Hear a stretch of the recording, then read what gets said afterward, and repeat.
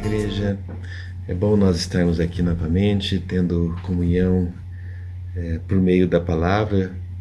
E eu sou grato ao Senhor, sabe, porque o Senhor tem tido misericórdia de nós e tem nos suprido ricamente e abundantemente com a sua palavra. Mesmo com o distanciamento, essa palavra que o Senhor tem aberto para nós, ela tem nos suprido. É claro que também, irmãos, nós precisamos sempre estar atentos para que a gente não abra nenhum tipo de brecha para o inimigo entrar e causar dano na igreja, especialmente nesses momentos que nós estamos afastados fisicamente. Então, muitas coisas podem acontecer na nossa vida e podem nos esfriar e nos trazer desânimo e fraquezas espirituais. Mas, irmãos, nós estamos aqui ajudar os irmãos a sustentar a fé dos irmãos, a fazer o exercício, né, da busca ao Senhor, para que isso seja prático e tenha resultados na nossa vida, especialmente nesse momento que nós estamos passando, né? Então, irmãos, o Senhor nos deu um sentimento no prosseguimento do estudo, de falar um pouco sobre o tema dessa semana vai ser a santificação, o caminho para a comunhão.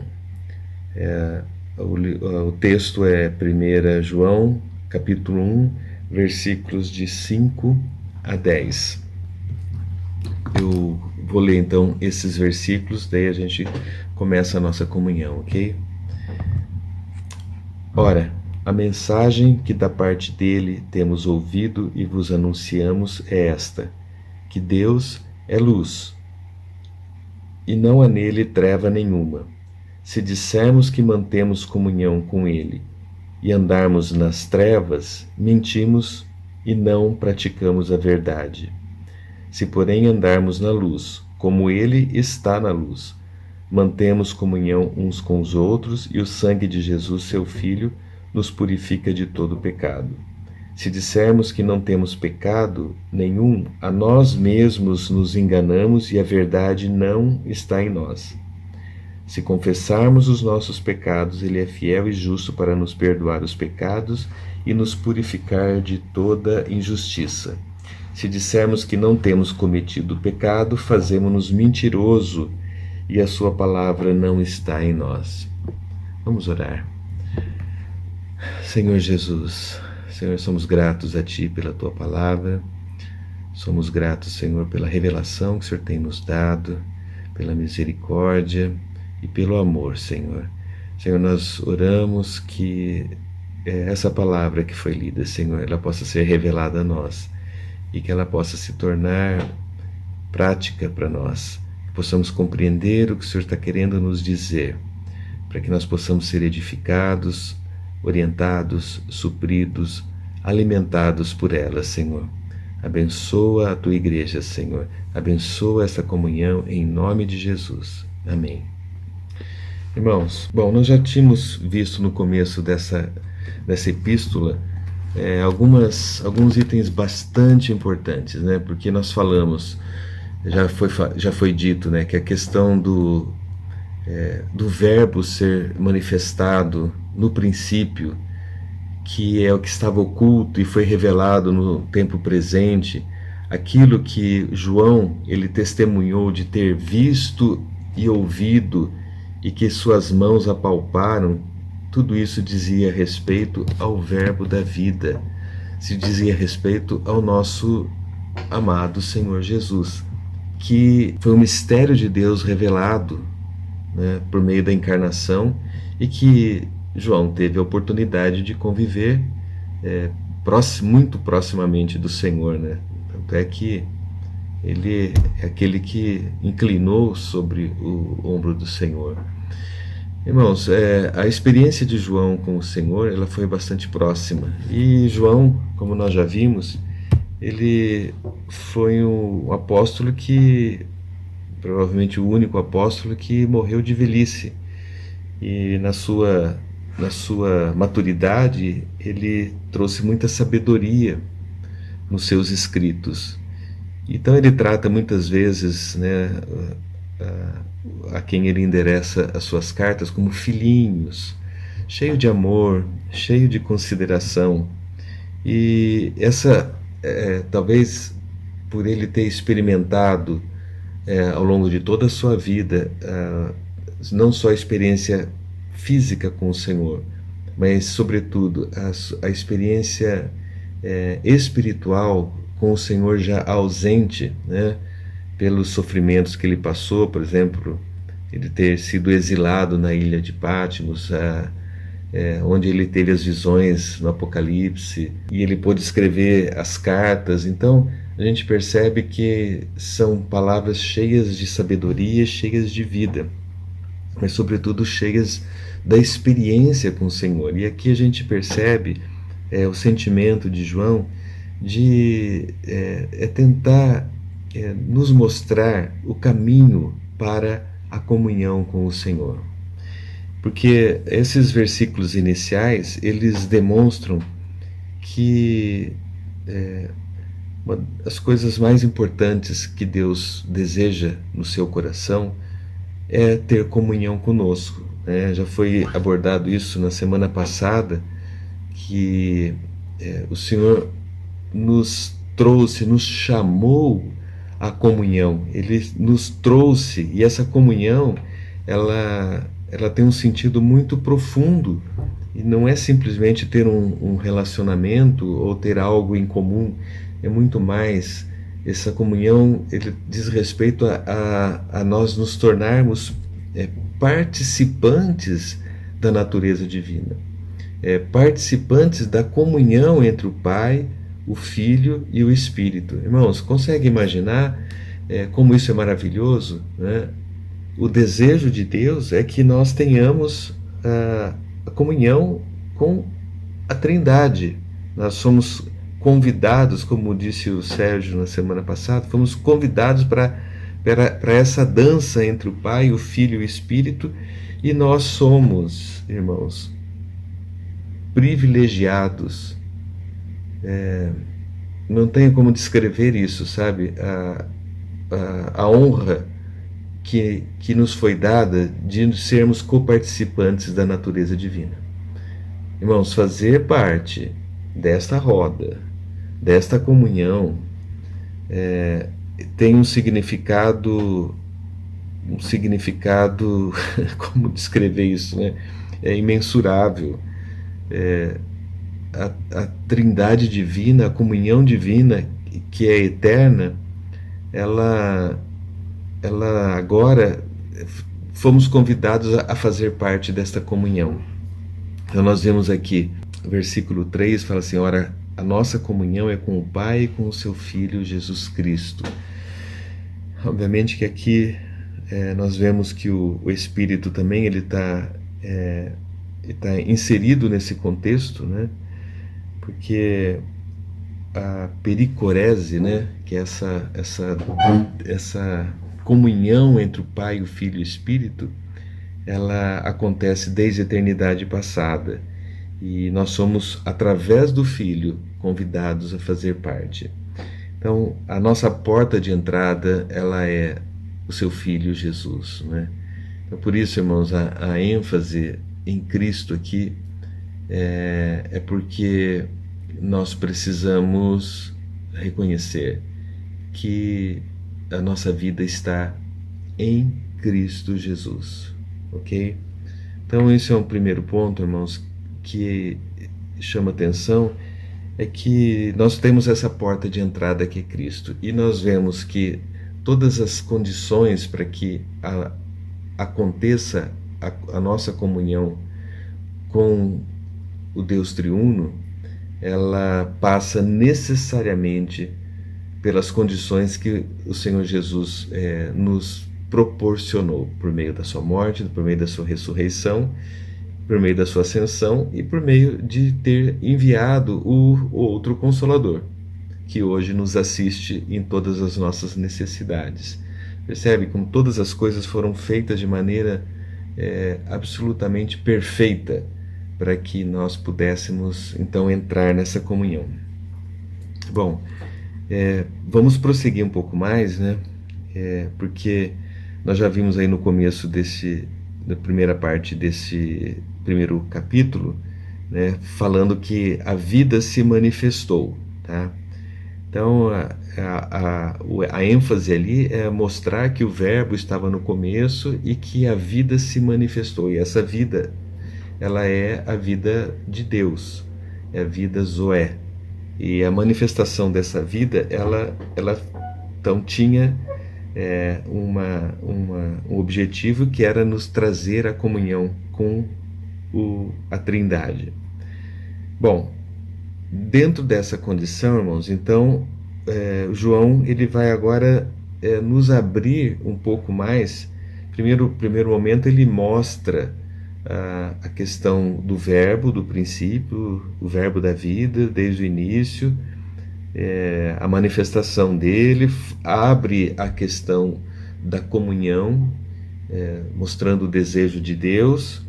E aí ele entra num ponto agora que ele traça o panorama, agora fala assim, agora como que isso ele vai acontecer na nossa vida? Bom, então aí nós precisamos continuar para abrir nosso coração e entender que também existem condicionantes para isso.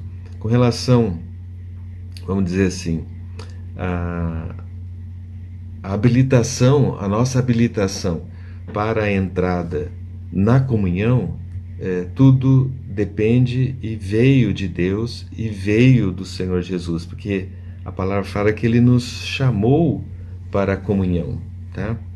Bom, então isso veio de Deus para nós.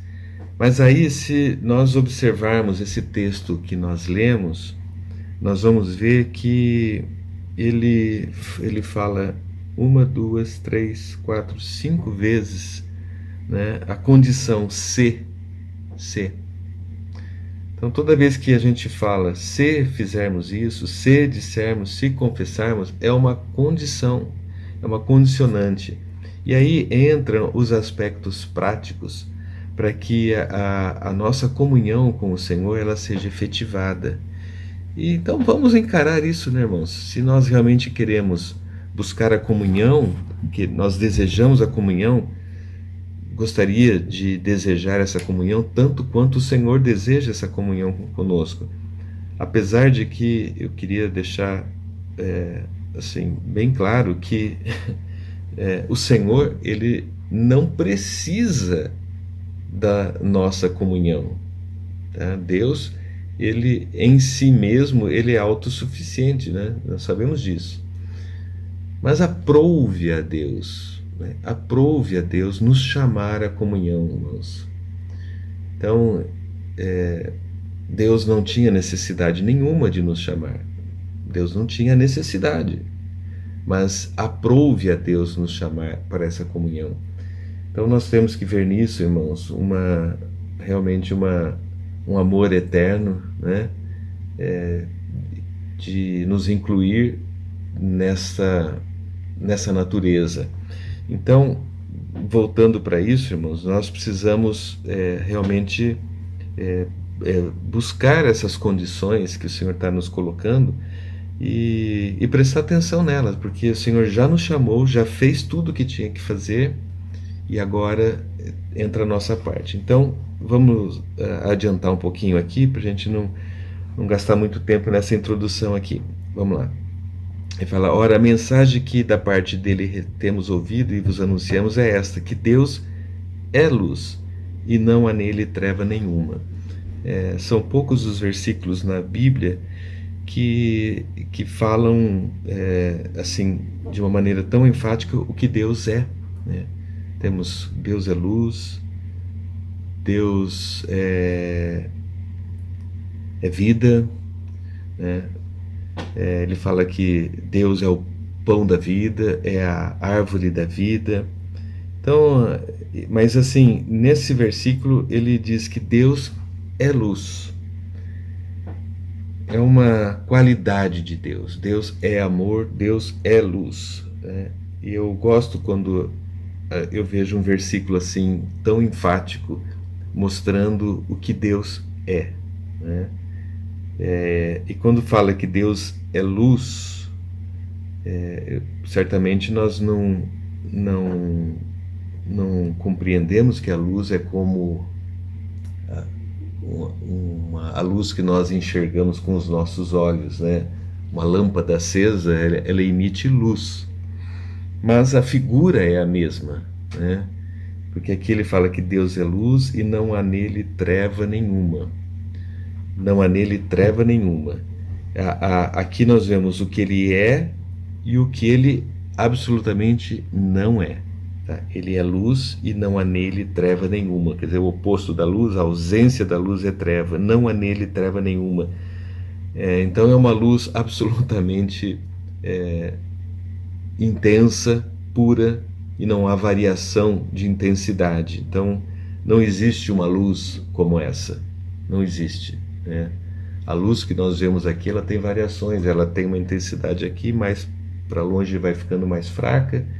E essa luz de Deus, ela não tem variação nenhuma, não há treva nenhuma. Em qualquer momento, em qualquer lugar, em qualquer distância, ela é a mesma luz.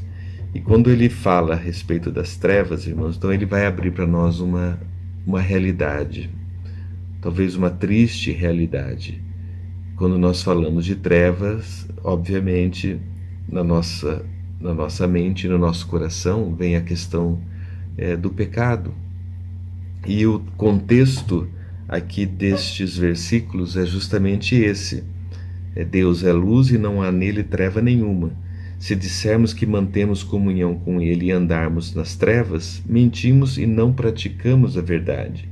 Se, porém, andarmos na luz, como ele está na luz, mantemos comunhão uns com os outros e o sangue de Jesus, seu Filho, nos purifica de todo o pecado. Então aqui ele introduz essa questão de que se nós andamos na luz, né, realmente tem uma outra questão que ele introduz aqui, que é nós mantermos comunhão uns com os outros. Nós vamos ver daqui para frente, irmãos, alguns versículos, que essas duas coisas elas caminham juntas.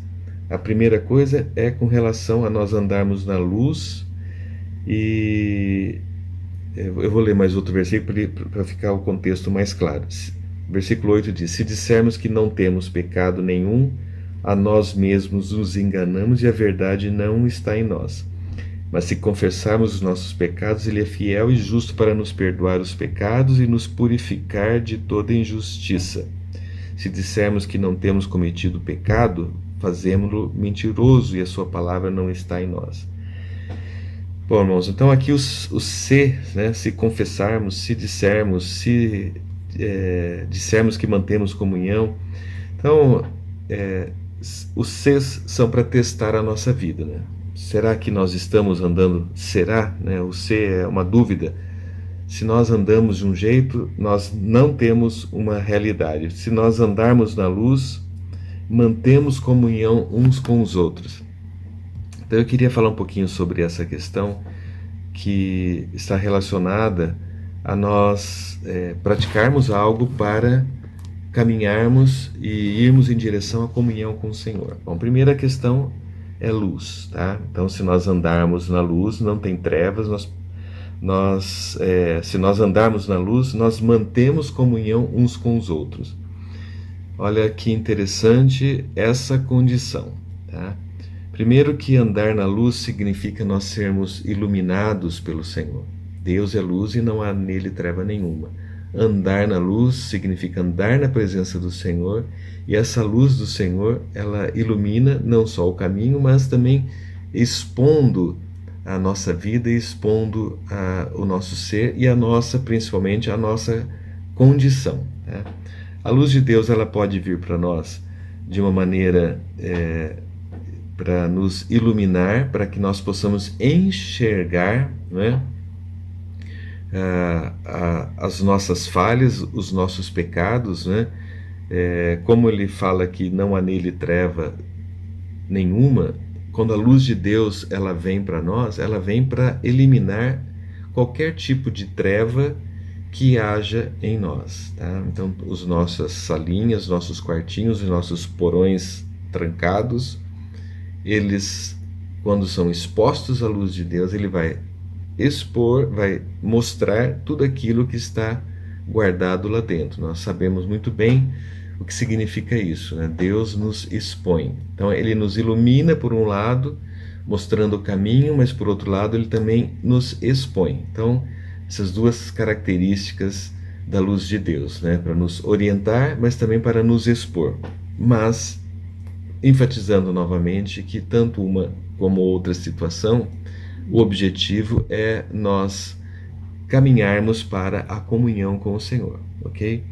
Dentro desse contexto, irmãos, dentro desse contexto de nós sermos iluminados, entra a comunhão uns com os outros. Interessante, não é? Bem interessante. O Senhor poderia ter deixado somente um aspecto, né, da iluminação, que é a questão do pecado, né? Nós vamos tratar bastante sobre isso. Já é algo bastante grande e importante em nossa vida e todos nós sabemos disso. Mas ele também introduz, junto com essa questão de nós andarmos na luz, a questão de mantermos comunhão uns com os outros. Isso é muito relevante porque a nossa jornada, irmãos, para a comunhão com o Senhor é uma jornada coletiva e nós precisamos uns dos outros, porque nós somos o corpo de Cristo. Então, que o Senhor realmente nos instrua a respeito disso, né? Irmãos, eu preciso de você, eu preciso de cada um de vocês, eu preciso que o Senhor esteja constantemente me iluminando, me orientando, iluminando o meu caminho, expondo a minha condição, mas também eu preciso da comunhão com vocês. E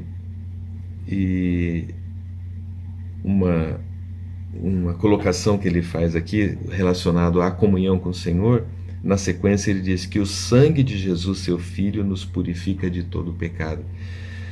Irmãos, eu vejo nesse versículo que essa questão de andar na presença do Senhor, de manter comunhão uns com os outros e a purificação dos nossos pecados, essa dinâmica toda, ela visa a nossa purificação ou a nossa santificação, para que nós possamos ter a nossa comunhão com o Senhor.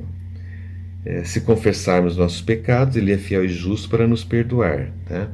Então nós conhecemos as condições, a nossa condição pecaminosa, também conhecemos as condições que o Senhor nos dá para nos purificar. E também entendemos que o nosso caminhar, ele precisa ser junto. Temos que ter comunhão uns com os outros. E se houver alguma coisa entre nós, irmãos, o sangue de Jesus, seu Filho, nos purifica de todo o pecado. Então, o Senhor está sempre nos dando a condição para que nós possamos caminhar em direção à comunhão. Então, é um encorajamento, irmãos, muito grande para que a gente caminhe em direção ao Senhor. Mas nós precisamos frisar algumas coisas, tá? Talvez negativamente, nós precisamos compreender essa questão que foi bem enfático nesse trecho que nós lemos, a questão dos nossos pecados. Porque se dissermos que não temos pecado nenhum, a nós mesmos nos enganamos e a verdade não está em nós. Então nós não queremos trevas, correto? Nós queremos luz, nós queremos vida, queremos o verbo da vida agindo em nós arrumando e ajeitando a nossa comunhão e nos entremesclando de uma maneira que a edificação ela possa acontecer com o nosso entrelaçar das nossas vidas. É isso que é a vida da igreja, né? Mas nós precisamos, irmãos, aqui está bem claro que nós precisamos tratar essa questão do pecado em nós. Irmãos, é um tema bastante comum, bastante já falado entre nós, mas agora precisamos olhar esse texto agora sob esse aspecto, que é o aspecto da comunhão com o Senhor, ok? Então, irmãos, eu queria passar por alguns versículos para rapidamente, tá? Porque não quero me delongar muito. Tem o capítulo 7 de Romanos, que ele é clássico nesse sentido de mostrar para nós o que é o pecado. Então, nós estamos sendo iluminados pelo Senhor para que Ele mostre para nós aquilo que está oculto em nós. E o que está oculto em nós chama-se pecado. Ok?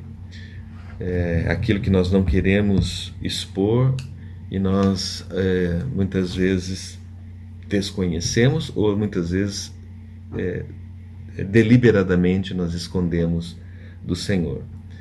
Mas assim, eu queria enfatizar com relação a isso, com relação ao pecado, né? Romanos 7, ele faz algumas considerações importantes. Nós conhecemos bem esse texto, né? Que Paulo diz assim, Romanos capítulo 7, versículos 15 a 17. Não, desculpa, até o 20. Porque nem mesmo compreendo o meu próprio modo de agir, pois não faço o que prefiro e sim o que detesto. Ora, se faço o que não quero, consinto com a lei que é boa. Neste caso, quem fez isso já não sou eu, mas o pecado que habita em mim. Porque eu sei que em mim, isto é, na minha carne, não habita bem nenhum, pois o querer o bem está em mim, não porém o efetuá-lo. Porque não faço o bem que prefiro, mas o mal que não quero, este faço. Mas se eu faço o que não quero, já não sou eu quem faz, e sim o pecado que habita em mim. Irmãos, eu queria aqui enfatizar essa questão do pecado que habita em mim. Talvez a gente nunca tenha pensado de uma maneira tão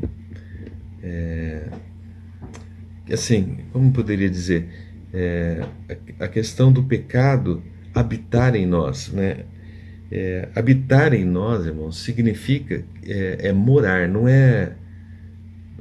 como que eu posso dizer, por exemplo, uma cadeira, ela não habita uma casa, ela está dentro de uma casa simplesmente. Percebe a diferença? Quando eu digo, falar a Dinéia habita dentro desta casa, é completamente diferente. Então, quando nós lemos esse texto e vemos Paulo dizendo que o pecado habita em mim, a gente percebe uma personificação do pecado, né? Uma corporificação, algo vivo dentro de nós. E eu acho que esse aspecto talvez a gente não pensa muito.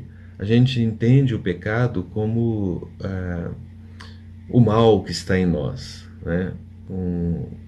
Uma característica nossa, mas não como uma corporificação, não como algo vivo dentro de nós. E o que a gente vê na palavra aqui é que o pecado é algo vivo dentro de nós.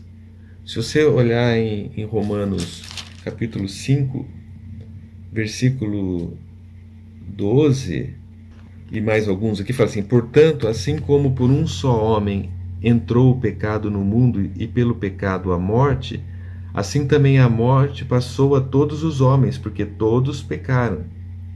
No 14 fala assim: entretanto reinou a morte. E depois no versículo 17 fala: se pela ofensa de um e por meio de um só reinou a morte, muito mais os que recebem a abundância da graça. É interessante nós vermos esse verbo relacionado ao pecado, dizendo que o pecado reina né? Ou seja, tem uma certa autoridade, um certo governo sobre a vida dos homens, porque no versículo 12 fala que a morte entrou e passou a todos os homens porque todos pecaram. Ou seja, pecado e morte são sinônimos aqui. E ela fala que eles entraram em nós, né? E aí a morte reinou em nós. Irmãos, isso é grave, isso é muito sério. No versículo 14 do versículo 6, ele diz que, falando depois a respeito, versículo 12, desculpa, ele fala assim: não reine, portanto, o pecado em vosso corpo mortal, de maneira que obedeçais às vossas paixões. Olha, a luta que nós estamos travando aqui com relação ao pecado, é ele querendo governar a sua vida e a minha, né? É isso que o pecado faz em nós, né? O versículo 14 fala: porque o pecado não terá domínio sobre nós, pois não estáis debaixo da lei, e sim debaixo da graça. Então, irmãos, nós precisamos ficar bem claro que a dinâmica do pecado na nossa vida, ela é uma dinâmica fluida, uma dinâmica viva, né, que tem intenções, que tem governo, que tem autoridade sobre as nossas vidas quando nós não estamos debaixo da graça, tá? Nós sabemos exatamente, nós sabemos qual é o remédio para isso, mas muitas vezes nós esquecemos disso. E aí nós permitimos que esse pecado que habita em nós, ele governe, ele reine sobre nós, ele tenha domínio sobre nós, ele tenha que ele opera em nós, opera a morte em nós por meio das suas ações, e que o resultado dessa operação na nossa vida, nós conhecemos muito bem, que são os nossos pecados. Então, eu queria aqui só deixar bem explícita essa questão, né, da corporificação do pecado em nós, né, que habita em nós e ele continua agindo em nós quando nós não estamos em Cristo Jesus, quando nós estamos em nós mesmos. Então ele tem todo esse poder, essa capacidade de governar, de reinar, de dominar e de operar a morte em nós. Irmãos, nós precisamos dizer um basta a isso. Nós precisamos nos posicionar com relação a isso, porque muitas vezes nós não percebemos o que está acontecendo na nossa vida, tá? Como que isso está acontecendo, às vezes passa despercebido. Mas eu queria, irmãos, encorajar os irmãos, né? Que o Senhor Jesus, ele já foi feito sacrifício por nós, né? No livro de Levítico, quando foi estabelecido as ofertas, tem lá a oferta pelo pecado e a oferta pelos pecados. Então, tanto o aspecto da fonte, da origem, da corporificação já foi tratado na cruz, tá? E a eficácia desse tratamento, né, também se estende ao fruto do pecado, que são os nossos pecados. Então, eu queria ler alguns versículos aqui. Em Isaías, capítulo 53, diz assim: todavia o Senhor agradou Moê-lo, fazendo-o enfermar, quando der ele a sua alma como oferta pelo pecado. E verá a sua posteridade e prolongará os seus dias, e a vontade do Senhor prosperará nas suas mãos. Ele verá o fruto do penoso trabalho de sua alma e ficará satisfeito. O seu servo, o justo, com o seu conhecimento justificará a muitos, porque as iniquidades deles levará sobre si. Então você vê aqui que nesses dois versículos o Senhor trata do pecado e trata dos pecados. Então, irmãos, nós só temos um caminho, só temos uma alternativa. E essa única alternativa é a cruz de Cristo, tá?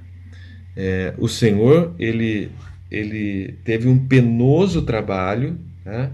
E ele quer ver o fruto desse penoso trabalho, né?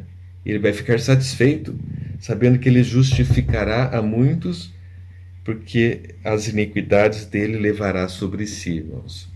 Graças a Deus por isso. Graças a Deus que o Senhor nos dá essa liberdade, né, de nós encontrarmos um caminho para resolver esse problema. Parece bobagem a gente falar sobre isso, porque nós já conhecemos já há muito tempo que o Senhor Jesus morreu por nós na cruz para perdoar os nossos pecados, não é isso? Sabemos. Quanto tempo nós sabemos disso? Mas eu pergunto, quanto isso é prático e real na sua vida hoje? Né? Ontem, quantos pecados foram perdoados na sua vida ontem? Ou quantos pecados você confessou diante do Senhor? Você reconheceu diante do Senhor? Quantas coisas que não agradam ao Senhor foram levadas diante dele na cruz ontem ou hoje? Quantas, irmãos? Esse é o aspecto prático do negócio. É conhecer a eficácia, ter conhecimento da eficácia eterna da cruz é uma coisa. Aplicar a realidade da cruz na nossa vida diariamente é outra coisa, irmãos. É outro assunto. É outra realidade. E eu creio, irmãos, que nós estamos ainda um pouco longe de nós aplicarmos a totalidade do potencial que a cruz tem. Irmãos, estamos longe, porque nós ainda reconhecemos e percebemos na nossa vida quantas coisas que nós não abrimos mão, quantos pecados que nós guardamos e nós escondemos de expô-los ao Senhor. Quantas coisas nós fazemos que desagradam o Senhor e nós sabemos que desagradam. Nós temos conhecimento da eficácia da cruz, mas nós não aplicamos a realidade da cruz em nós. Irmãos, precisa haver o reconhecimento da nossa condição de fato, não intelectualmente. Nós precisamos entender que o Senhor está nos chamando para a comunhão com a Trindade, com a Deidade, com o Pai, o Filho e o Espírito, né? Mas que o processo para chegar a isso, irmãos, passa necessariamente pela nossa santificação, pela nossa purificação. Não tem como, irmãos. Deus é santo, Ele é puro, Ele é luz, né? Ele não há nenhuma contaminação, não há nenhuma treva na presença de Deus. Irmãos, como você acha que você e eu vamos chegar na presença dele? Como? Você acha que do jeito que eu estou ou você está hoje, você poderia estar na presença de Deus hoje? Irmãos, nós precisamos pensar sobre isso, porque o Senhor está nos chamando à comunhão. E às vezes a gente se pega nessa questão da obra de Deus, da misericórdia de Deus, e nós levamos isso de uma maneira geral, genérica, que, tá bom, o Senhor já fez tudo por nós, não temos que fazer mais nada, né? Mas é um engano isso, irmãos, porque a responsabilidade nossa, a nossa responsabilidade nessa questão, certamente não é na questão da remissão dos pecados, nem da salvação, do perdão do pecado, não é isso. Mas a nossa responsabilidade está na questão da nossa santificação. Isso sim, isso depende de nós. Isso depende das nossas atitudes. E a santificação, irmãos, não é não pecar mais, não é anular a força, a existência do pecado dentro de nós, que nós vimos que ele ainda habita dentro de nós. Então, irmãos, é uma luta diária, constante. Nós não vamos anular essa luta, porque a eficácia da cruz, ela é eterna, constante, diária, mas ela precisa ser aplicada a todo instante. Mas nós não ficamos na cruz o tempo todo. Então esse é o nosso problema. E, irmãos, é a condição humana, nós não conseguimos ficar na presença de Deus o tempo todo. Mas nós podemos sim compreender que é necessário que nós estejamos na presença dele, porque Deus quer a nossa presença e nós também queremos, irmãos. Olha só que legal. Então, Deus quer, nós também queremos. Você quer, não quer? Eu também quero estar na presença do Senhor. Eu também quero estar na comunhão. Eu também quero estar na pericorese. Quero estar lá curtindo a presença de Deus.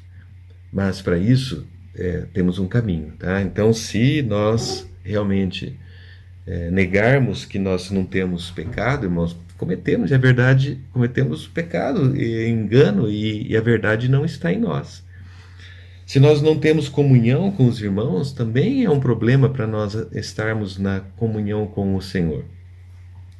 Então nós precisamos, irmãos, ter um posicionamento sério diante de Deus com relação à nossa santificação, sabe? A nós reconhecermos, eu diria, nós precisamos nos humilhar diante de Deus, né? No sentido do esvaziamento, que nós já falamos sobre isso, né? Nós precisamos reconhecer que o pecado, ele habita em nós, né? Ele habita lá, ele está lá, né?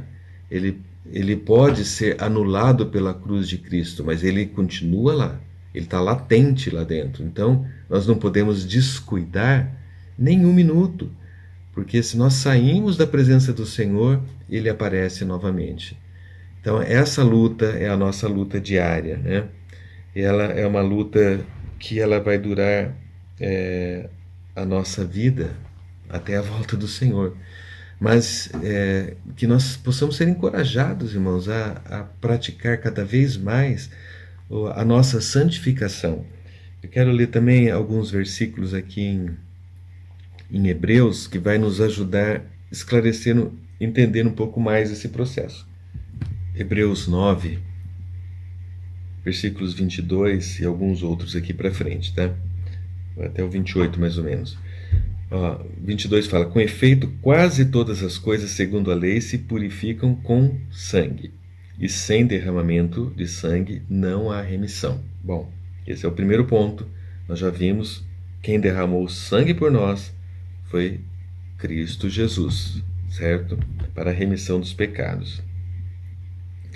Aí no versículo 26 fala assim: ora, neste caso seria necessário que ele tivesse sofrido muitas vezes desde a fundação do mundo. Agora, porém, ao se cumprirem os tempos, se manifestou uma vez por todas para aniquilar pelo sacrifício de si mesmo o pecado.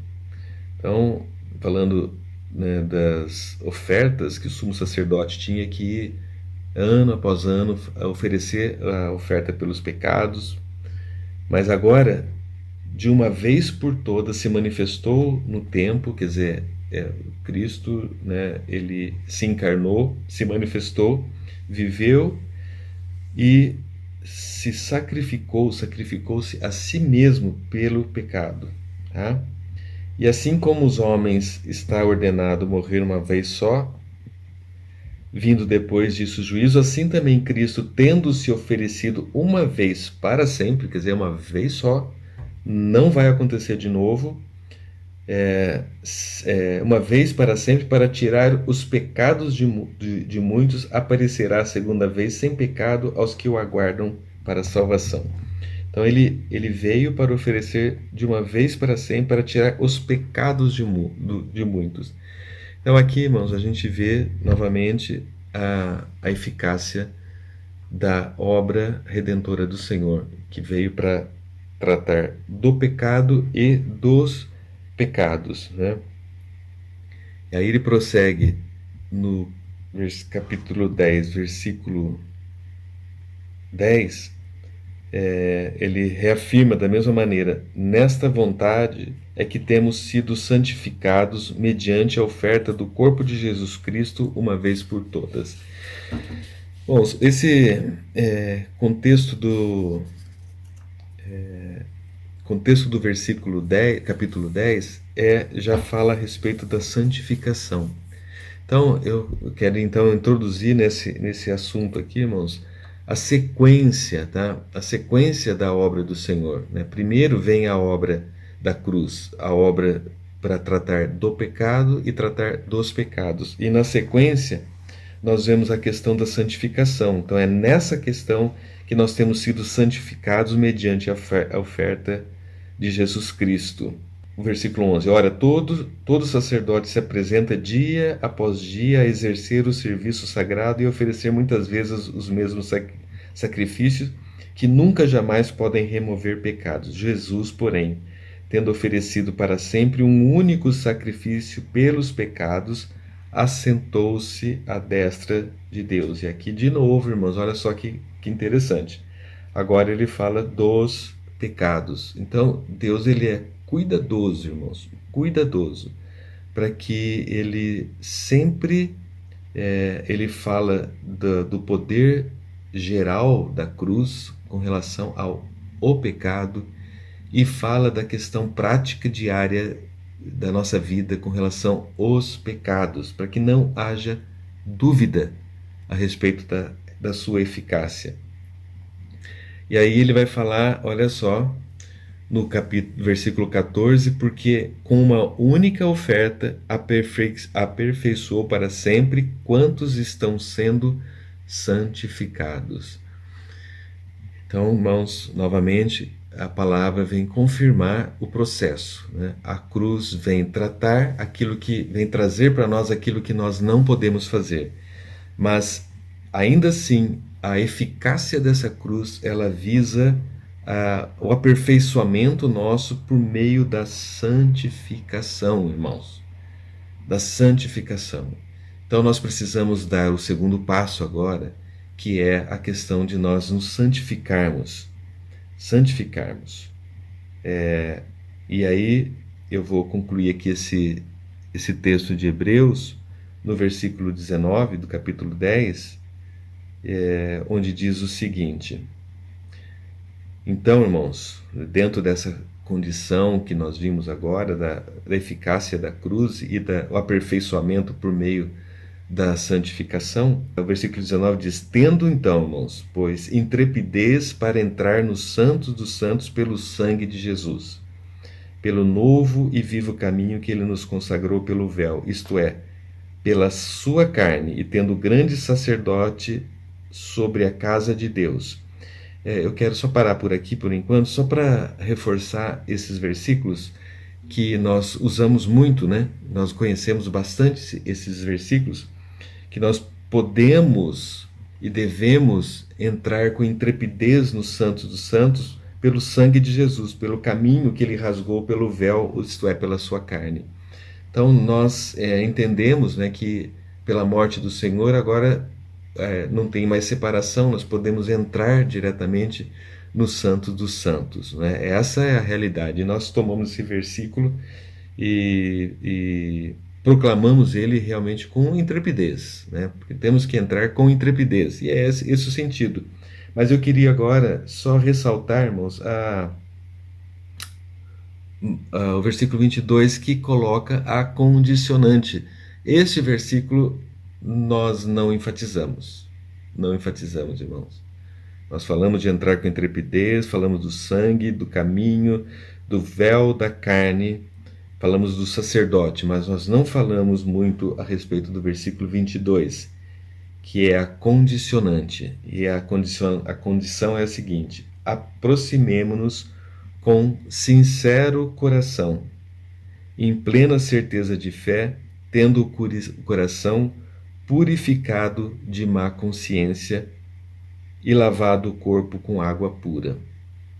Então, irmãos, eu fiquei um pouco chocado com esse versículo 22, que a gente, de certa forma, desvincula dos versículos anteriores.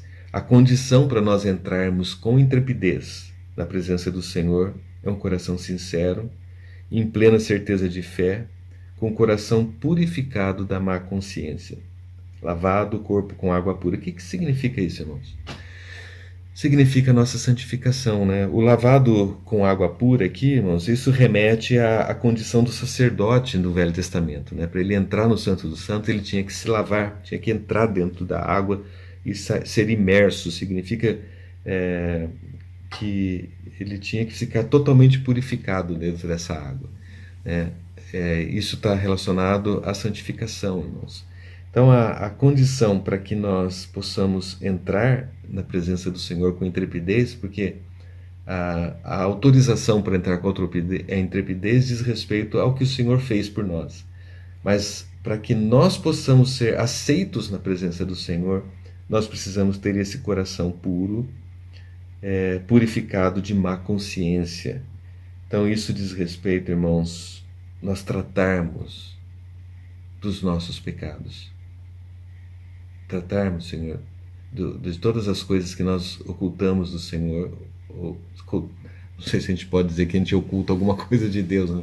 Acho que não. Mas que nós não confessamos para o nosso Senhor.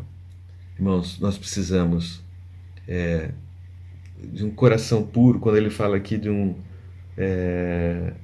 coração sincero, coração, né? Esse coração sincero significa um coração desprovido de qualquer coisa oculta, né? Ou seja, um coração que já se derramou diante do Senhor para apresentar para o Senhor todas as nossas falhas, pecados, mesmo que algumas sejam até desconhecidas de nós mesmos, né?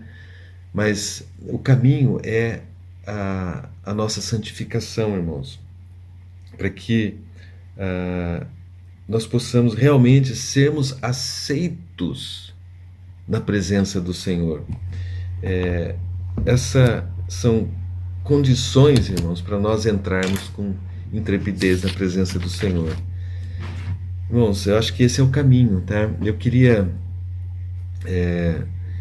colocar aqui, irmãos, algumas frases que nós lemos essa semana no livro do irmão Gregory Friesel, o livro chamado Retorno à Santidade. Por coincidência, né? Nós estamos tratando sobre esse assunto no grupo familiar. Coincidência, né? O senhor não tem nada é coincidência. O Senhor sabe o que nós estamos precisando, irmãos. E o Senhor, através desse livro, dessa epístola de João, Ele quer nos introduzir a comunhão, a comunhão com Ele.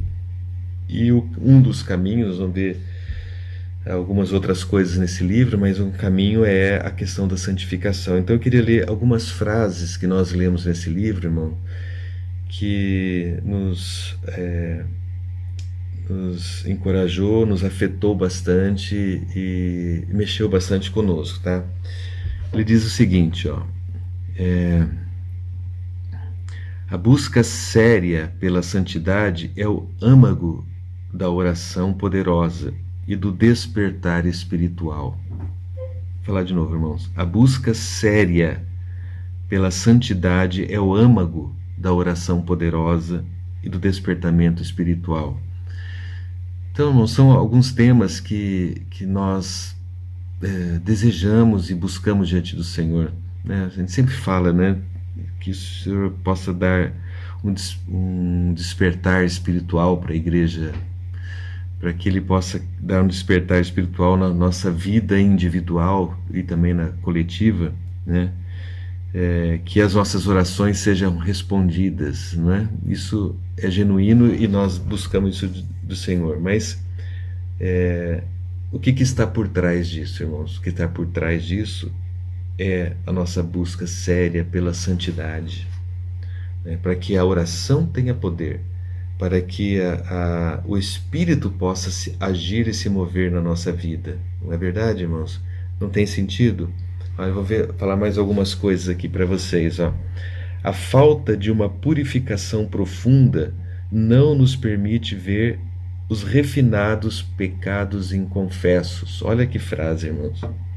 A falta de uma purificação profunda não nos permite ver os refinados pecados inconfessos, aquelas coisas pequenininhas que nós nem desconfiamos, nem achamos que são pecados e que não foram confessados, irmãos.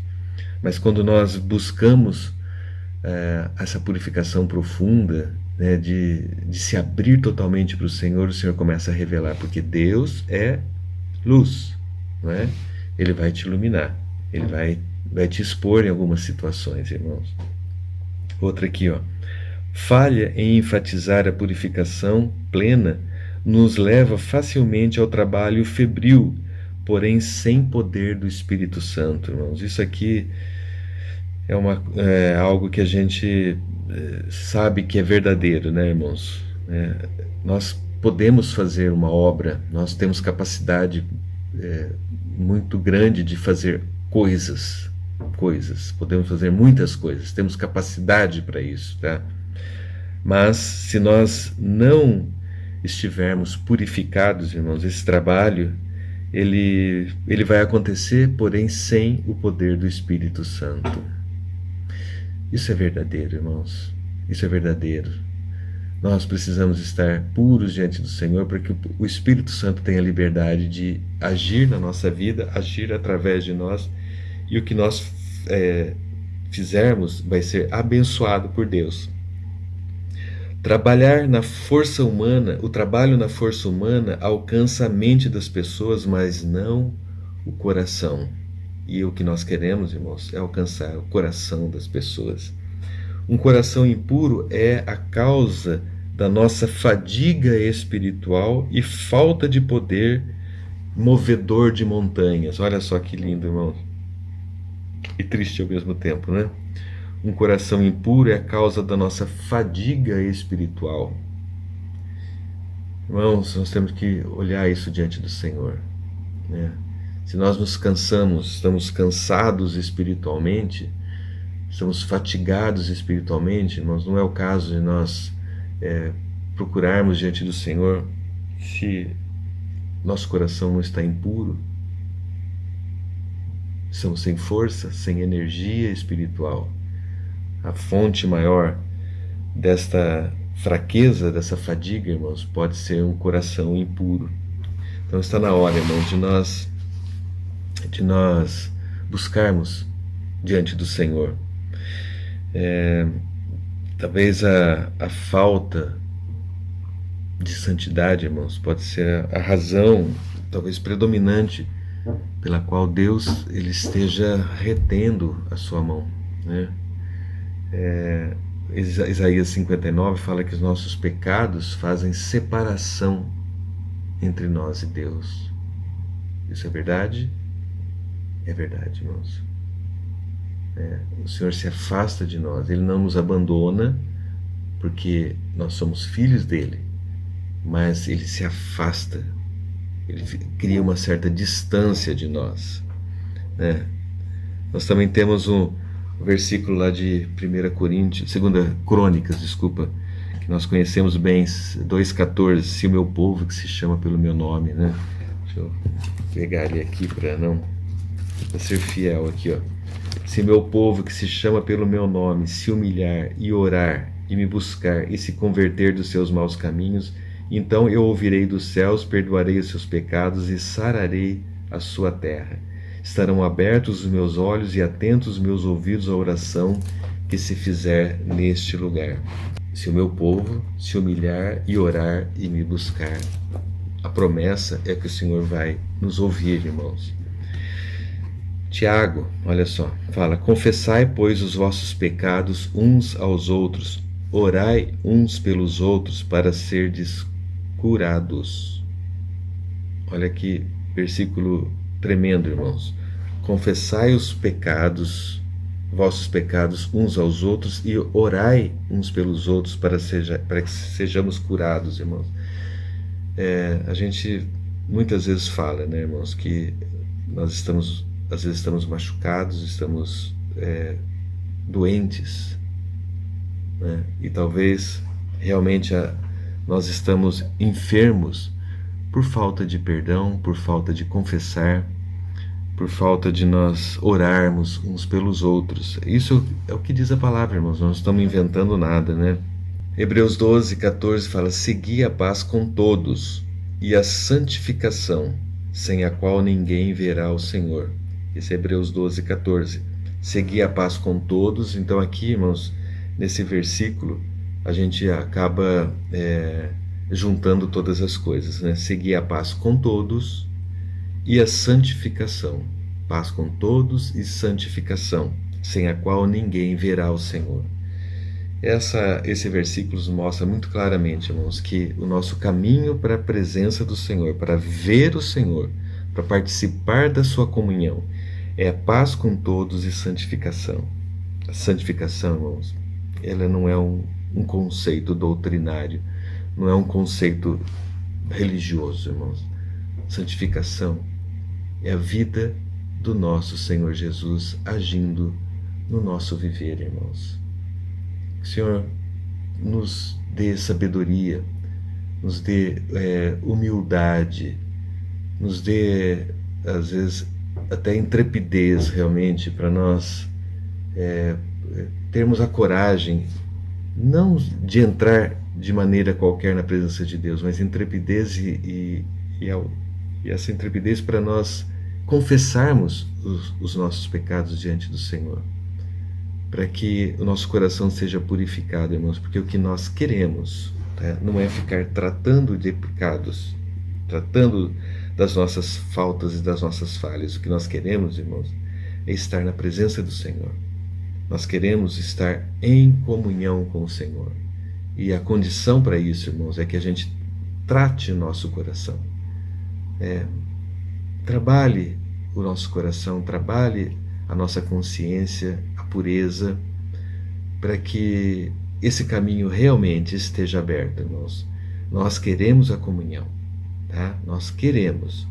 E porque nós queremos, vale a pena, irmãos, vale a pena nós nos derramarmos diante do Senhor, nós orarmos, nos arrependermos, confessarmos e ir para a presença dEle, para que nós possamos estar juntos com Ele, né? Vivendo a alegria da Trindade juntamente com a humanidade, né? Essa dança eterna, essa alegria eterna de estar na presença do Senhor, onde Ele é luz, onde Ele é paz, onde Ele é amor, onde aí sim podemos desfrutar tudo o que Ele é.